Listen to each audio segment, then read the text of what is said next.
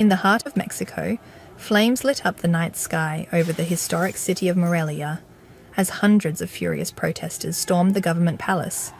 Their anger erupted after the shocking assassination of Uruapan's mayor, Carlos Manzo, a man who had built his reputation on defying the cartels that have long tormented his region.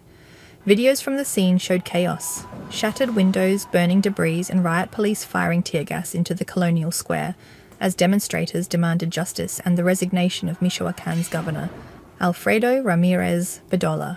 For many Mexicans, this wasn't just about one killing.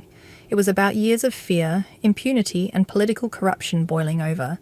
Carlos Manzo, often called the Bukele of Mexico, wasn't a typical politician. Elected as an independent in 2024, he became known for his fiery speeches against organized crime and his refusal to bow to cartel intimidation. In a region dominated by avocado wealth and cartel bloodshed, Manzo publicly wore a bulletproof vest and spoke of cracking down on criminal groups like the Jalisco New Generation cartel.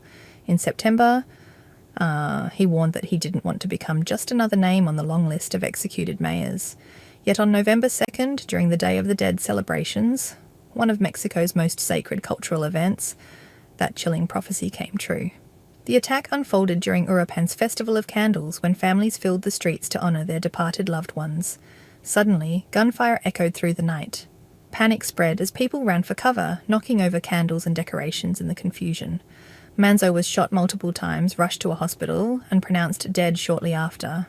Authorities say 2 suspects were arrested and 1 was killed at the scene, but few believe that the true masterminds behind the killing will face justice. Even more troubling, Manzo had been under police protection, raising painful questions about how such an ambush could even happen. President Claudia Sheinbaum condemned the murder as vile and cowardly, calling an emergency meeting of her security cabinet and promising swift justice.